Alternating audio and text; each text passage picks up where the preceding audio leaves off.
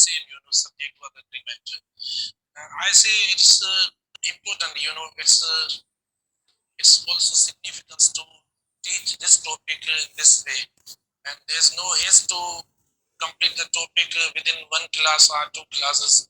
It's not necessary one, or it's sometimes useless to I mean to give you not important practice, important message of the teaching there.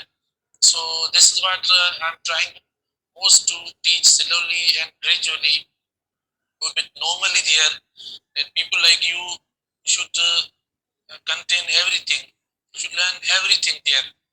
That's why we are learning, slowly. We have decided to learn 1 or 2 points daily, so that you can learn, you can get everything there easily. So, I mean, lot of variation is also there. And you have noticed not only one subject is to be seen there in the sentences. It's quite difficult to grab, to trace, or to discover the subject in long sentences. And sometimes subject is quite close to the verb there. Even the students fail to understand whether which type of the verb can be placed in front of the subject. So these things mostly occur while practicing or while choosing a structure of subject verb agreement.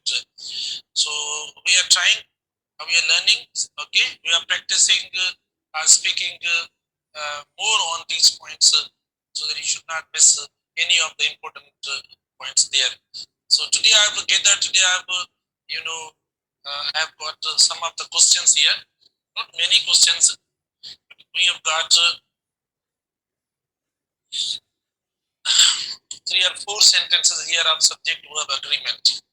Here the students have still some problem that how to understand whether to use verb according to the first subject or the second subject. It is what the students mostly notice here, that preposition is used. So when preposition used, we have already learned the structure where preposition is used, we prefer the first subject, or we consider the first subject for the verb there. But the conditions are the structures. Here I've got here another one there for you. Sorry, this one what I have collected in order to make you understand. ये points भी मैंने जो वो collect किए हैं आपको समझाने के लिए, बताने के लिए.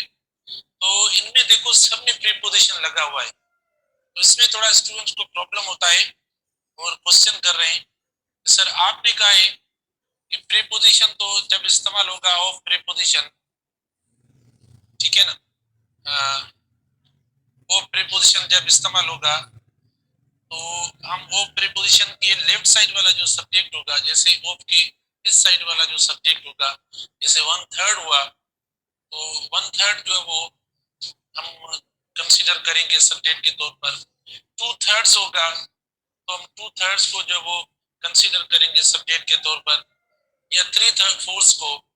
देखो इस ऐसी एक्सप्रेशंस के अंदर जो एक्सप्रेशंस यानी पोर्शन या परसेंटेज को शो करें, ठीक है ना, या फ्रैक्शन को शो करें, तो उनमें हम सेकंड जो है वो हमारा नाउन होगा, जो हमारा सेकंड सब्जेक्ट होगा, हम उसको कंसीडर करेंगे. मैंने 1-2 सेंटेंस अभी इसके रखे हैं, इसलिए मैं वापस एक्सप्लेन कर रहा हूँ. ये पॉइंट हमने पहले पढ़ी थी. देखो एक तो प्रीपोजिशन वो अलग होता है, जैसे 1/2 हुआ, या हम कहते हैं कि भाई जो है वो the teacher with the students हुआ, या the teacher along with the students हुआ, ठीक है. तो वो देखो अलग यूज है. लेकिन इस यूज के अंदर जो पोर्शन वाला यूज है, या परसेंटेज वाला यूज है, या फ्रैक्शन वाला यूज है, इसमें हम सेकंड नाउन को मतलब कंसीडर करेंगे.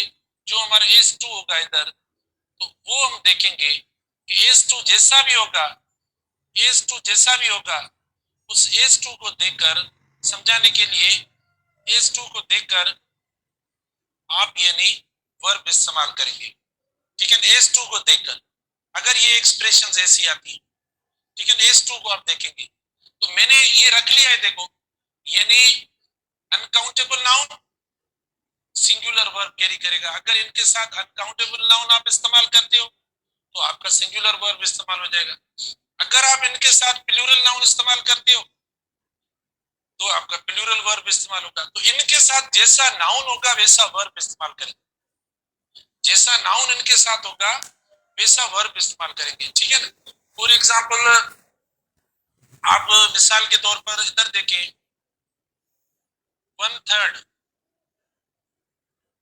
1/3 ऑफ क्लास आपने इस्तेमाल कर लिया, क्लास जैसे होल इस्तेमाल कर लिया, ठीक है। पोर्शन के तौर पर इस्तेमाल कर लिया, जैसे हम कहते हैं half of the class, 1/3 of the class. देखो 1/3 of the class, 1/3 of the class is हमने इस्तेमाल कर लिया,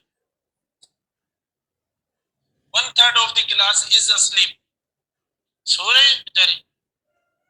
बड़ी बात है, खुशकिस्मत लोग होते हैं जिनको नींद आ रही है, देखो मैं तो नहीं आती। तो 1/3 of the class is asleep, देखो हमने इसके साथ क्लास वर्ड इस्तेमाल कर दिया, जैसे कलेक्टिव वर्ड के तौर पर ये आ गया, ठीक है ना। तो आप देखो ये हाफ ऑफ द क्लास हम बोलते हैं, तो जैसा नाउन है ये नाउन इसके साथ आ गया, तो देखो हमने इस्तेमाल कर दिया।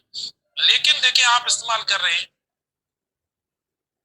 1/3 ऑफ द स्टूडेंट्स, ठीक है, 1/3 ऑफ द स्टूडेंट्स। अब देखो नाउन कौन सा आ गया बेटा, अब देखो नाउन कौन सा आ गया, नाउन प्लूरल आ गया। तो आप इस्तेमाल कर रहे हैं प्लूरल वर्ब भी, आपने प्लूरल इस्तेमाल कर दिया।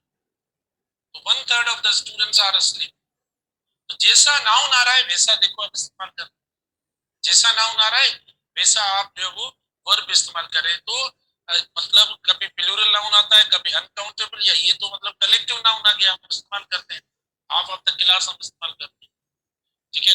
या मिसाल के तौर पर और भी वर्ड्स पढ़े जैसे आप इस्तेमाल करें, सम ऑफ का देखो, देखो देखो बेटा सम ऑफ द, ठीक है, सम ऑफ द मनी। अब देखो यानी सम के साथ S2 कौन सा है, S2 आपने कौन सा इस्तेमाल कर लिया है, S2 हमने अनकाउंटेबल इस्तेमाल कर लिया। तो अब वर्ब भी कौन सा होगा, अनकाउंटेबल नाउन के साथ वर्ब कौन सा होगा, वो नाउन जिनको काउंट नहीं कर सकते वो अनकाउंटेबल होता है, और अनकाउंटेबल के साथ हमेशा वर्ब सिंगुलर इस्तेमाल करते हैं, ठीक है। Some of the money is, ठीक है ना, या some of the money was, change कर दें, वाज स्पेंट ऑन कंस्ट्रक्शन, ठीक है बेटा। तो आपने देखा कि हमने सिंगुलर वर्ब इस्तेमाल कर लिया, क्योंकि मनी वर्ड जो है वो अनकाउंटेबल के तौर पर इस्तेमाल हुआ। अच्छा और देखिए सम ऑफ द, ठीक है ना, सम ऑफ द रुपीज या सम ऑफ द कॉइन्स, आप जो इस्तेमाल करें। अब कॉइन्स आ गया, प्लूरल आ गया, प्लूरल के लिए लिखा हुआ प्लूरल नाउन प्लूरल वर्ब, देखो ऊपर लिखा हुआ है बेटा, ये लिखा हुआ है, ये लिखा हुआ है, देखो some of the coins were okay distributed among the children, were वो बड़ा वर्ड हो जाएगा,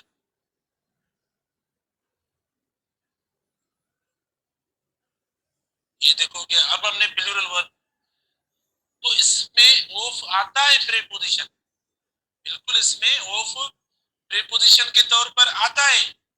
लेकिन ये जो एक्सप्रेशन है इसमें फ्रैक्शन, मैंने ये कंडीशन पढ़ाई है, लेकिन हल्के फुल्के आपके क्वेश्चंस आ रहे हैं, तो मैंने कहा इनको वापस थोड़ा मैं आपको बता दूं।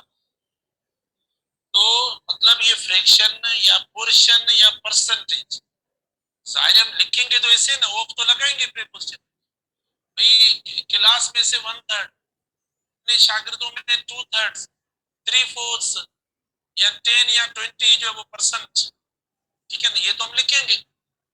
तो जब ये हम लिखेंगे तो इसके बाद S2 को देखेंगे, जैसा S2 होगा तो S2 के मुताबिक जो है वो हम वर्ब सेट करेंगे। और इधर आप देखो आपका S2 क्लास आ गया, तो क्लास के साथ सारे क्लास या द क्लास इज होगा या आर होगा, आप खुद देखें।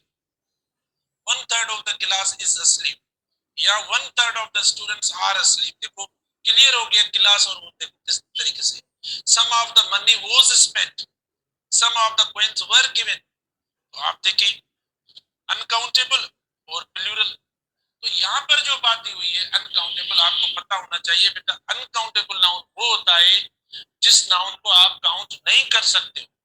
ठीक है, मनी अनकाउंटेबल नाउन हुआ, पॉवर्टी अनकाउंटेबल नाउन हुआ, सीनरी अनकाउंटेबल नाउन हुआ, वर्क अनकाउंटेबल नाउन हुआ, वोटर अनकाउंटेबल नाउन हुआ, मिल्क अनकाउंटेबल नाउन हुआ। तो ये मतलब देखो ऐसे अनकाउंटेबल नाउन्स हैं, उनको मतलब जहन में रखने के लिए रखते हुए फिर आपको इस्तेमाल करना है। तो ये एक्सप्रेशन याद रख लें।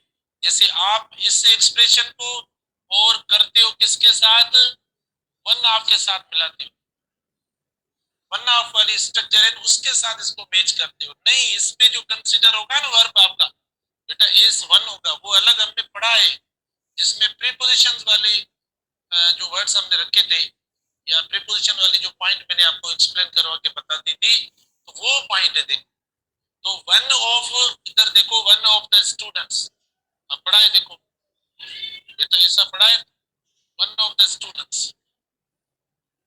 अब आपको इधर भी पढ़ा है देखो 1/3 ऑफ द स्टूडेंट्स पढ़ा है, और ऊपर पढ़ा है वन ऑफ द स्टूडेंट्स। इसमें देखो आपको क्या ये करना है, इसमें पोर्शन वाली बात नहीं है, तो एक की बात हो रही है, यानी स्टूडेंट में से कोई एक। इसमें 1/3 नहीं है, देखो इसमें मोस्ट सम नहीं है, अ लॉट नहीं है, लॉट्स ऑफ नहीं है, हाफ नहीं है। ठीक है, तो ये लिखा हुआ है वन ऑफ द स्टूडेंट्स, इधर हम क्या इस्तेमाल करेंगे इस वन के हिसाब से, तो आप लिखेंगे इज asleep। तो ये अलग यूज है, देखो ये अलग यूज है।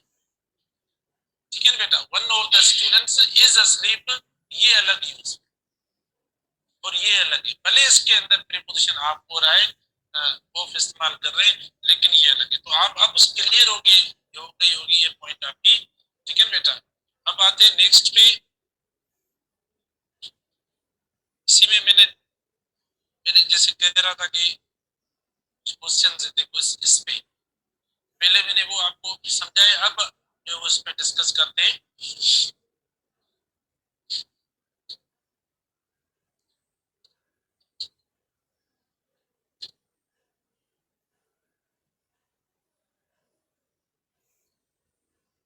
ठीक है,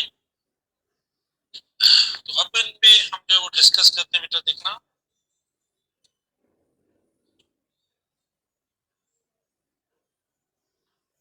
twenty percent of the milk have been used for making cheese and rest of the milk has been allocated for curd. 20% of the milk have been used for making cheese and rest of the milk has been allocated for curd. तो अब आप देखो इसमें कौन सी error है, इस subject और verb को देखना है, सब्जेक्ट और वर्ब को देखना है। तो अभी हमने डिस्कस किया कि 20% of the milk, 20% of the milk. तो जब पोर्शन और परसेंटेज वाली बात आ जाए तो हम एस टू को देखेंगे, एस टू को देखेंगे। एस टू जैसे होगा वैसा हम इस्तेमाल करेंगे। तो एस टू देखो हमारा क्या है, यानी अनकाउंटेबल नाउन है, लेकिन अनकाउंटेबल नाउन नहीं है। तो आप वर्ब क्या इस्तेमाल करेंगे, आप वर्ब इनके साथ इस्तेमाल करें, सिंगुलर वर्ब इस्तेमाल करें, सिंगुलर वर्ब। तो ये देखो हमने क्या इस्तेमाल कर लिया, प्लूरल इस्तेमाल कर लिया। इसका मतलब एरर इधर हो गई, यानी 20% of the milk has been, क्या होगा बेटा has been. 20% of the milk has been used for making cheese and rest of the milk has been, okay, and the rest of the milk has been allocated for curd and the rest of the milk। तो अब देखो हमने as इस्तेमाल किया क्योंकि हमारा as to जैसा। उसके बाद नंबर टू सेंटेंस पे आप देखो, जो सेंटेंस नंबर हमारा टू है वो भी अभी एक्सप्रेशंस को मैंने जो एक्सप्लेन किया वापस। Most of the money allocated for the beautification of the city for the event have not been properly used. Most of the money allocated for the beautification of the city for the event have not been properly used. तो अब देखो इसमें subject discover करना है, subject मतलब करना है कि कौन सी चीज जो है वो प्रॉपरली यूज नहीं हुई है, ऐसी कौन सी चीज है which is not properly used. ठीक है, most of the money allocated for the beautification of the city for the event। तो आप देखो यानी most of the money is to, ये प्रॉपरली यूज नहीं। और अब मनी प्रॉपर प्रॉपर मतलब प्रॉपरली यूज नहीं हुई है, तो हमें देखना है कि मनी जो है वो यानी कौन सा नाउन, ये अनकाउंटेबल नाउन है। ठीक है, अनकाउंटेबल नाउन। अब इसका वर्ब देखना है हमें, most of the money allocated. ठीक है भाई, एक तो वर्ब हमारा हुआ यानी अलोकेटेड, लेकिन ये तो पास्ट में आ गया। For the beautification of the city for the winter have not been. तो यहाँ पर देखो हमने हैव इस्तेमाल कर दिया, मनी के लिए हमने हैव। अभी अभी मैंने आपको मनी का वर्ड जो इस्तेमाल करवाया, वहां पर देखो हमने सिंगुलर वर्ब इस्तेमाल किया है। Most of the money allocated for the beautification of the city for the event has not been, क्या होगा, has not been properly used, क्योंकि इसका जो सब्जेक्ट है अब वो कौन सा है, वो मनी है। ठीक है, फॉर द ब्यूटिफिकेशन। अब फॉर द ब्यूटिफिकेशन बेटा प्रीपोजिशन, प्रीपोजिशन के बाद ब्यूटिफिकेशन क्या हुआ, ऑब्जेक्ट हो गया। For the beautification of the city, ये सब देखो इस तरीके से हो गया। तो हमारा सब्जेक्ट उधर पड़ा है, शुरू में पड़ा है, हमें उसके साथ वर्ब एग्री करवाना है, तो वो मनी है, तो हम इस्तेमाल करेंगे ये। और वैसे मीनिंग भी पूरी देखो उससे रिलेटेड है, बाकी किसी वर्ड के साथ ये हैज नॉट या हैव नॉट इस्तेमाल नहीं हुआ है। ठीक है, उसके बाद इस पे आ जाओ, most of the news pertaining to the scam and embezzlement during the preparation for the games have been shown only, okay, has been shown only on this channel। ठीक है, has been shown only for, और for को हटा दें, preposition पढ़ा है, only on this channel। most of the news pertaining to the scam and embezzlement during the preparation for the games have been shown only on this channel। ठीक है बेटा, तो अब देखो सेंटेंस तो लॉन्ग सेंटेंस है, लेकिन हमें देखना है कि वर्ब किसके साथ एग्री कर रहे हैं, वर्ब किसके साथ इस्तेमाल कर रहे हैं। तो अब देखो most of the news pertaining to the scam and embarrassment during the preparation for the games have been. तो क्या गेम्स हैव बीन सही है, क्योंकि गेम्स तो प्लूरल आ गया बेटा, गेम्स तो वर्ड प्लूरल आ गया, तो इसका मतलब गेम्स सही हो गया, इसमें कोई एरर ना नहीं आ रही है। ठीक है, तो देखो मतलब वही बात कि most of the news, news देखो okay shown on this channel, news की बात हो रही है, तो न्यूज क्या हुआ, अनकाउंटेबल नाउन हुआ। ठीक है, अनकाउंटेबल नाउन हुआ आपका। देखो तो वर्ब कौन सा इस्तेमाल करेंगे, वर्ब सिंगुलर होगा। Most of the news pertaining to the scam and embezzlement during the preparation for the games, इधर यानी देखो ये गलती हो गई, हैज बीन शोन, शोन मतलब न्यूज। ठीक है, has been shown means news has been shown only on this channel। News की बात हो रही है, किसी और सब्जेक्ट की बात नहीं हो रही, कोई और वर्ड सब्जेक्ट नहीं बन रहा है। सब्जेक्ट कौन सा वर्ड है, मोस्ट ऑफ द न्यूज की बात हो। तो यहाँ पे भी देखो मतलब हमने एरर की है, यहाँ भी मिस्टेक है, बेटा ये होगा हैज, क्योंकि न्यूज की बात हो रही है। तो कभी देखो मैंने आपको कहा ना इतना लॉन्ग सेंटेंस होता है, उसके अंदर इतने वर्ड्स जो वो हिडन होते हैं, तो हमें जो है वो उन वर्ड्स को डिस्कवर करके या सब्जेक्ट को पॉइंट आउट करना है पढ़ने के बाद, और एक कलोकेशन बनानी है, कलोकेशन के मुताबिक जो हमें यूज करना है कि कौन सा सेंस जो वो अच्छा या सही बन रहा है, कौन सा सेंस जो वो यानी सही आ रहा है सब्जेक्ट के मुताबिक, फिर वही हमारा सब्जेक्ट होगा। कलोकेशन कहते हैं, वर्ड कलोकेशन आपने पढ़ा होगा। ठीक है, तो हेज हम इस्तेमाल करेंगे।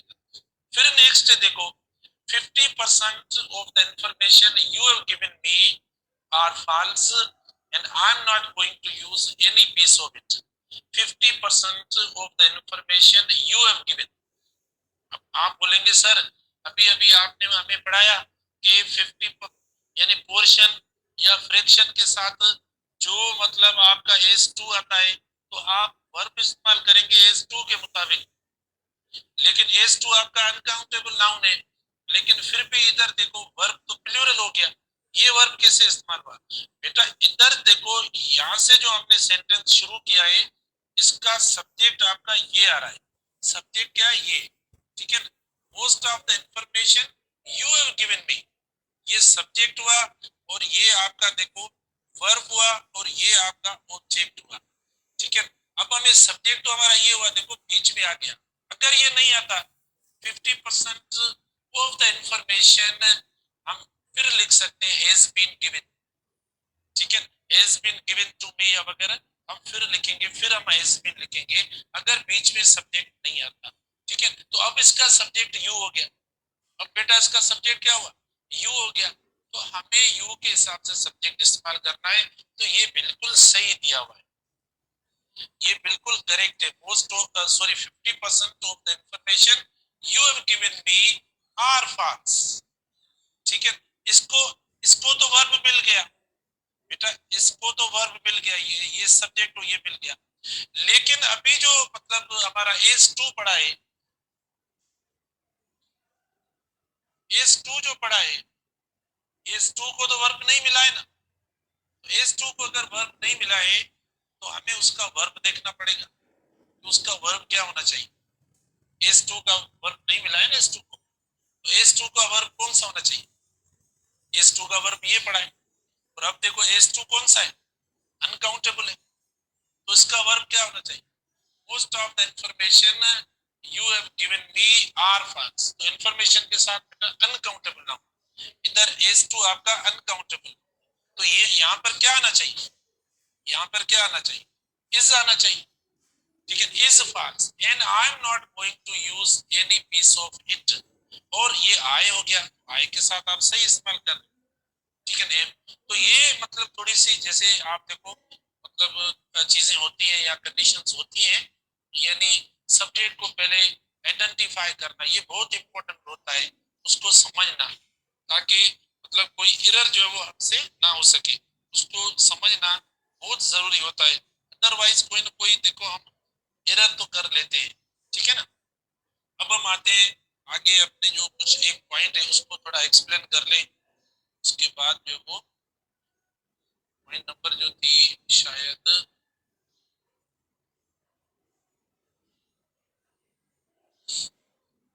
तो 15 नंबर जो पॉइंट थी बेटा, 15 नंबर पॉइंट को थोड़ा देख लें, अगर आप थोड़े टाइम के अंदर समझ लेते तो सही है।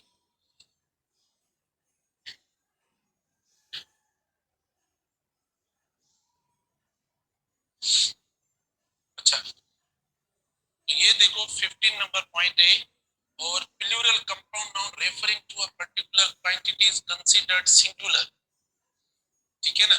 मतलब ये प्लूरल नाउन होता है, देखो प्लूरल, जैसे 4 इयर्स हुआ, 60 क्विंटल्स हुआ, 50 रुपीज हुआ, 15 मिनट्स हुआ, तो ये मतलब एक क्वांटिटी को मतलब क्वांटिटी को शो करता है। तो क्वांटिटी क्या होता है? Quantity as a whole one होता है, देखो वन वर्ड होता है एक, यानी उसको हम कंप्लीट कहते हैं, ठीक है ना। तो जब उसकी मीनिंग मतलब यानी एज अ होल हो जाए, क्वांटिटी के तौर पर हो जाए, तो हम वर्ब देखिए उनके साथ इस्तेमाल करते हैं, वो सिंगुलर करते हैं। Plural compound noun referring to a particular quantity is considered singular.